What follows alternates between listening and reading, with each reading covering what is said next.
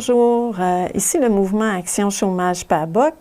Nous sommes heureux de vous accueillir aujourd'hui pour une 4e capsule sur l'assurance-emploi, comment la comprendre, la démystifier lors de votre demande d'assurance-emploi.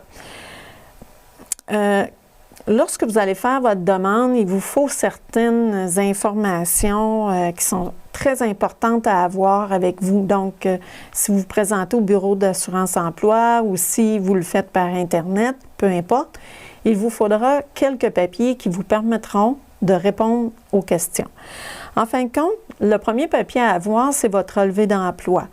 Votre relevé de votre cessation d'emploi, si jamais votre employeur ne vous l'a pas tout de suite donné, ayez au moins en main vos talons de paye, car avec les talons de paye, on peut toujours faire une demande d'assurance-emploi. Donc, le mythe qu'il faut attendre d'avoir notre relevé d'assurance-emploi, notre cessation d'emploi, là, c'est pas vrai. Il faut vraiment soit avoir lui ou soit au moins avoir vos talons de paye.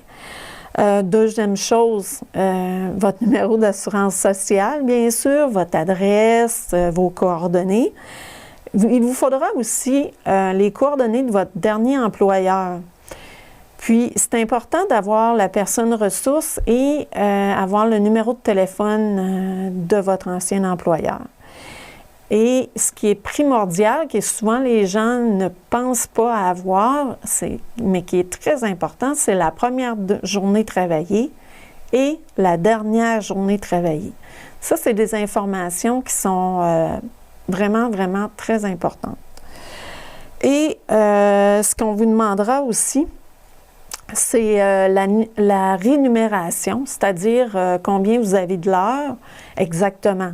Pas des approximatifs, ça peut faire des mauvais calculs par le bureau de chômage. Donc, c'est important d'avoir vraiment ce qu'on a comme montant de l'heure.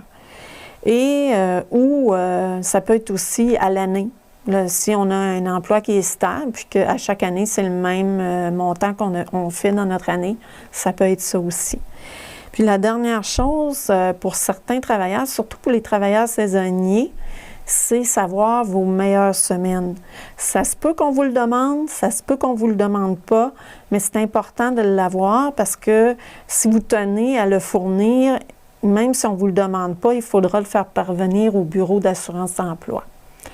Donc, voilà les documents à avoir pour bien commencer notre demande d'assurance-emploi.